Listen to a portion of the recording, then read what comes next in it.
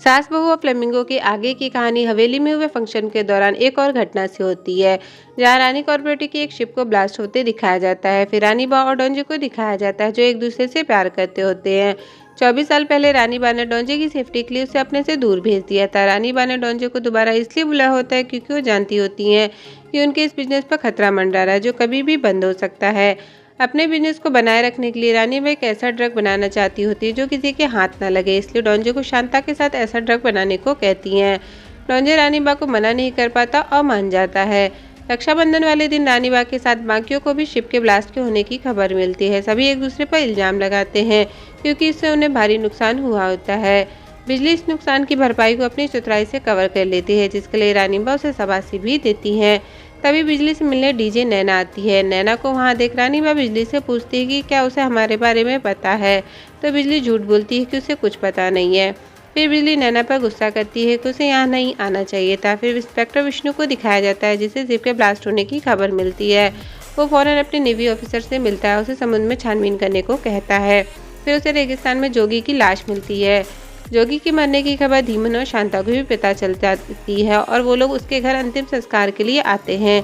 विष्णु जयंतीलाल से चुपके से उन लोगों की फोटो खींचने को कहता है। हवेली में डोंजे नए ड्रग यानी पिंक यूनिकॉर्न को यूज कर उसकी पावर और कैपेसिटी को चेक करता है और रानी बा को बताता है कि यह ड्रग पहले से ज़्यादा बेहतर है, इसका बिजनेस करना भी आसान और सेफ है। उधर दिल सैमसन मॉन्ग को शिप कांड के बारे में बताता है और खुश होता है, पर मॉन्ग खुश नहीं होता क्योंकि उसका मकसद रानी बा को पूरी तरह से बर्बाद करने का होता है। अब चूंकि रानी बा के साथ इतना कुछ हो चुका होता है, तो चीमा को टेंशन होती है कि रानी बा इन सारी घटनाओं को हल्के में ले रही हैं। तब रानी बा कहती है कि वो सिर्फ घर के बाहर के दुश्मनों को देख रहा है, जबकि दुश्मन घर के अंदर भी है। फिर सीसीटीवी कैमरे की निगरानी वाला बताता है कि रेगिस्तान में कोई अनजान व्यक्ति घुस आया है। रानी बा और चीमा फौरन अपने साथियों को लेकर जाती है। असल में वो मॉन्ग का आदमी होता है, जो रानी बा को नोट देता है जिसमें लिखा था कि मॉन्ग जन्माष्टमी वाले दिन हवेली में हमला करेगा। ये पढ़ रानी बा को अपनी पुरानी दुश्मनी याद आती है। जब रानी बा मॉन्ग से 24 साल पहले साथ काम करने के प्रस्ताव की बात करने गई थी, तब मॉन्ग ने उसके प्रस्ताव को ठुकरा दिया था और उसे मारने की कोशिश की थी, पर रानी बा बच गई थी। अब प्रेजेंट में दिखाया जाता है कि धीमन और चीमा जोगी के घर जाते हैं, जहाँ धीमन को जोगी के रूप में कुछ पैसे और एक फोन मिलता है। तभी वहाँ इंस्पेक्टर विष्णु भी जोगी के कमरे की तलाशी लेने आता है, पर उसे वहाँ कुछ नहीं मिलता। बिजली नैना को समझाती है कि उसे मेरे बिना ही वापस जाना होगा, पर नैना नहीं मानती। हरीश के पास ड्रग खत्म हो जाता है, इसलिए वो लैब में जाता है, जहाँ वो जबरदस्ती डोंजे की बनाई पिंक यूनिकॉर्न खा लेता है। उसके बाद उसका दिमाग घूमने लगता है, उसे नशा चढ़ने लगता है। हवेली के अंदर होते हुए भी उसे ऐसा लगता है मानो वो रेगिस्तान में हो। उसे जोगी की लाश दिखती है, धीमन उसकी माँ को मार रहा होता है। ऐसे ही और भी कई चीजें दिखती हैं जिसमें उसे ऐसा लगता है कि सभी मिलकर उसको मार रहे हैं। उसी नशे की हालत में वो बिजली और नैना को करीब आते देख लेता है। इससे पहले वो कुछ बोलता वहीं चक्कर खाकर गिर जाता है। हरीश की हालत देख रानी बा डोंजे और शांता पर गुस्सा करती है, जिस पर शांता भी यही कहती है कि इस ड्रग का बिजनेस करना आसान और सेफ है। ये वही बदलाव है जो हम चाहते हैं। रानी बा के वहाँ से जाने के बाद डोंजे और शांता उस ड्रग के नशे को एंजॉय करते हैं। डोंजे शांता से रानी बा के प्रति अपनी फीलिंग शेयर करता है। इंस्पेक्टर विष्णु को पहाड़ के दूसरी तरफ रानी बा का बहुत बड़ा सोलर पैनल सिस्टम दिखाई देता है, जिसे देख उसे काफ़ी हैरानी होती है। अपने कंप्यूटर पर जब वो ध्यान से देखता है तो उसे वहाँ पर एक रास्ता दिखाई देता है। फिर उसी दिन रात में वो उस टनल के नीचे जाता है, जहाँ रानी बा कोका के पौधे उगाती हैं। ये बात इंस्पेक्टर विष्णु अपने सीनियर को बताता है और मुंबई से स्पेशल फोर्स मंगवाता है, साथ ही रानी बा को अरेस्ट करने का वारंट भी। कपिल ने जोगी को मारा है, ये बात उसने अभी तक किसी को नहीं बताई होती। ये बात उसे अंदर से खाए जा रही होती है, इसलिए ये बात सबसे पहले वो काजल को बताता है। धीमन को शांता और जोगी के अफेयर के बारे में पता चल जाता है, तो वो उस पर गुस्सा करता है कि उसने उसे बताया क्यों नहीं। तभी वहाँ पर कपिल आ जाता है। धीमन और कपिल में शांता को लेकर लड़ाई होने लगती है। इस लड़ाई में गोली डोंजे को लग जाती है। डोंजे को मरा देख रानी बा बहुत दुखी होती है। अपने दुख से उभरने के बाद दूसरे दिन रानी बा एक नेता से मिलने जाती है। नेता वही है जिसने 24 साल पहले रानी बा के साथ मिलकर काम करना शुरू किया था, जहाँ दोनों एक दूसरे को ताना मारते हैं। रानी बा उसे मुंबई से आने वाले इंस्पेक्टर विष्णु के बारे में बताती है, जिसे वो कहता है कि ठीक है, वो हैंडल कर लेगा।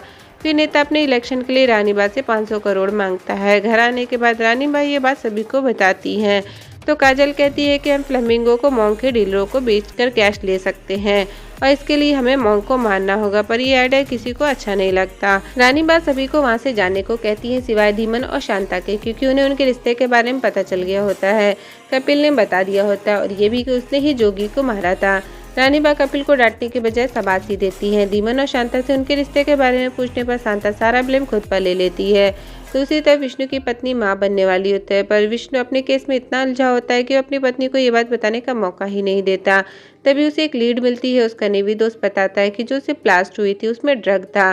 फिर उसे याद आता है कि बकरियों के ट्रांसपोर्टेशन में उसे कहीं भी ड्रग नहीं मिला था, क्योंकि वो ड्रग उनके पेट के अंदर रख के बाहर भेजा जाता है। विष्णु अपनी थ्योरी को साबित करने के लिए उन बकरियों को मारकर उनके पेट को काट कर देखता है तो उसे ड्रग के पैकेट मिल जाते हैं। तभी विष्णु का सीनियर उसे फ़ोन कर इस केस को छोड़कर वापस जाने को कहता है। ये सुन विष्णु को बहुत गुस्सा आता है, क्योंकि हर बार ऐसा ही होता है। जब वो किसी केस के बिल्कुल नज़दीक पहुंचता है तब ऊपर से फ़ोन आता है और उसे उस केस को अधूरा छोड़ना पड़ता है।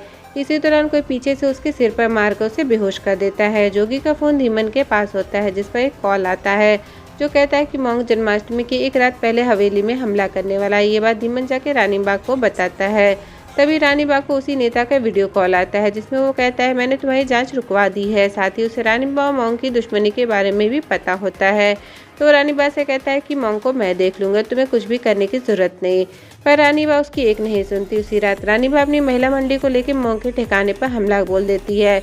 सभी बहुत बहादुरी से लड़ते हैं। जैसे ही रानी बा मोंग को मारने जाती है तभी वही नेता पुलिस फोर्स लेके वहाँ आ जाता है और मोंग को बचा लेता है। असल में वो मोंग से मिला होता है। रानी बाग कुछ नहीं कर पाती, उन्हें वहाँ से अपने दुश्मन को मारे बगैर जाना पड़ता है। रात में सारी महिलाएं मोंग को हराने की खुशी में जश्न मनाती हैं। नैना भी बिजली की इस खुशी में शामिल होती है और अगली सुबह वहाँ से जाने के लिए मान जाती है। हरीश ये सब देख समझ जाता है कि उन्हें किसी मर्द की जरूरत नहीं, वे अपने लिए काफ़ी हैं और कपिल को अपने साथ वापस यूके जाने को कहता है। पर कपिल का स्वभाव और हाव सब बदल चुके होते हैं, वो अब यही रहना चाहता होता है। फिर हरीश नैना से मिलने जाता है और कहता है कि मुझे तुम्हारे और बिजली के बारे में सब पता है, इससे मुझे कोई प्रॉब्लम नहीं। पर नैना को किसी ने पहले से ही चाकू से मार डाला होता है। फिर दिखाया जाता है कि इंस्पेक्टर विष्णु जिंदा है और वो रानी बाग की कैद में है। लास्ट एपिसोड की शुरुआत जन्माष्टमी के त्यौहार से होती है। सभी लोग बड़े धूमधाम से मनाते हैं, पर बिजली एक कमरे में बैठकर रोती होती है। नैना के जाने का गम वो बर्दाश्त नहीं कर पाती।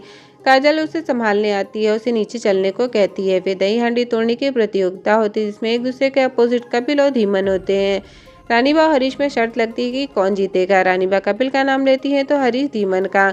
दोनों जीतने के लिए अपनी पूरी कोशिश करते हैं, पर कपिल जीत जाता है। धीमन और शांता के बीच वारिस चुनने और रानी बा के उनके रिश्ते के जानने के बाद से दरार आ जाती है। रानी बा शांता के पास जाती है तो शांता उनसे दूरी बना लेती है और कहती है कि मैं आपके इस खेल में अब और शामिल नहीं होंगी। फिर रानी बा सभी को उस जगह बुलाती है जहाँ इंस्पेक्टर विष्णु बंद होता है। अपने वारिस का नाम लेने से पहले वो इंस्पेक्टर विष्णु को मारने को कहती हैं। ये सुन कपिल और धीमन आगे बढ़ते हैं तो इंस्पेक्टर विष्णु खुद को बचाने के लिए रानी बा से कहता है कि मैं कुछ ऐसा बता सकता हूँ जो आपके काम आ सकता है, बस उसके लिए मेरा जिंदा रहना ज़रूरी है और मैं ये बात सबके सामने नहीं बताऊंगा, सभी बाहर चले जाएं। फिर गोली की आवाज़ आती है। अंदर जाने पर सभी लोग देखते हैं कि चीमा वहाँ गिरा पड़ा है और इंस्पेक्टर विष्णु रानी बा को लेके भाग गया है। सभी लोग उसका पीछा करने लगते हैं, पर उनके पकड़ने से पहले ही रानी बा इंस्पेक्टर विष्णु की गाड़ी पानी में गिर जाती है। रानी बा मारी जाती हैं, पर विष्णु गायब हो जाता है। उसके बारे में कुछ पता नहीं चलता। बहुत बड़ी संख्या में लोग रानी बा का अंतिम संस्कार करने आते हैं। हरीश, कपिल और धीमन मिलकर रानी बा को अग्नि देते हैं। रानी बा के जाने के बाद सब जगह सन्नाटा फैल जाता है। फिर जीमा उन लोगों को रानी बा का रिकॉर्डेड वीडियो दिखाता है, जिसमें रानी बा सभी को एक साथ मिलकर रहने और रानी कॉर्पोरेटिव को बनाए रखने की बात करती हैं। लॉयर जैसे ही वसीयत खोल के वारिस का नाम बताने जाता है, तभी मॉन्क वहां दिल सैमसन के साथ आ जाता है और वकील को मारकर वसीयत जला देता है। यहाँ में उस गद्दार के बारे में पता चलता है जो मॉन्क से मिला था, और वो काजल होती है। फिर फ्लैशबैक में दिखाया जाता है कि उसका बच्चा पैदा होने के समय जिंदा था, पर रानीबा ने जानबूझ के उसे मारा बताती है। फिर कुछ दिन पहले काजल को पता चलता है कि उसका बच्चा जिंदा है और वो मॉन्क के कब्जे में है। मॉन्क उसे अपने साथ हाथ मिलाने को कहता है। फिर पता चलता है कि रानीबा का शिप काजल की वजह से ब्लास्ट हुआ था। इतना ही नहीं, उसे इस बात का भी मलाल होता है कि रानीबा ने उसे कोठे से निकालकर नशे का दलाल बना दिया होता है। काजल को सिर्फ रानीबा से ही नहीं बल्कि दिल सैमसन से भी बदला लेना होता है, क्योंकि उसी ने काजल के साथ और लड़कियों की ट्रैफिकिंग की थी। फिर मॉन्क दिल सैमसन को गोली से मार डालता है। धीमा ये बात सुन काजल को घूर रहा होता है। यहाँ फिर से फ्लैशबैक में दिखाया जाता है कि धीमा नैना की बॉडी को बिल्कुल रानीबा का रूप देकर पानी के अंदर रख देता है। असल में इंस्पेक्टर विष्णु रानीबा को किडनैप करके नहीं ले जाता, बल्कि ये प्लान खुद रानीबा का होता है। उन्होंने खुद के मरने का ढोंग किया होता है। वो सीसीटीवी रूम में बैठ के मॉन्क के और बाकी लोगों को देख रही होती है। और इसी के साथ ये वेब सीरीज रानीबा के जिंदा होने के सस्पेंस से खत्म होती है। लास्ट में जैसा दिखाया गया है कि रानीबा जिंदा है, तो इसका सेकंड पार्ट जरूर आएगा। तो दोस्तों ये वेब सीरीज़ कैसी लगी आपको हमें कमेंट कर ज़रूर बताएं। मैं अपनी बात करूँ तो मुझे बहुत अच्छी लगी और इसी के साथ मैं आपसे मिलती हूँ अपने नेक्स्ट वीडियो में। ऐसी ही इंटरेस्टिंग वीडियो और इस वेब सीरीज़ के सेकंड पार्ट को देखने के लिए चैनल को लाइक शेयर सब्सक्राइब करना मत भूलिएगा। तब तक के लिए गुड बाय, टेक केयर।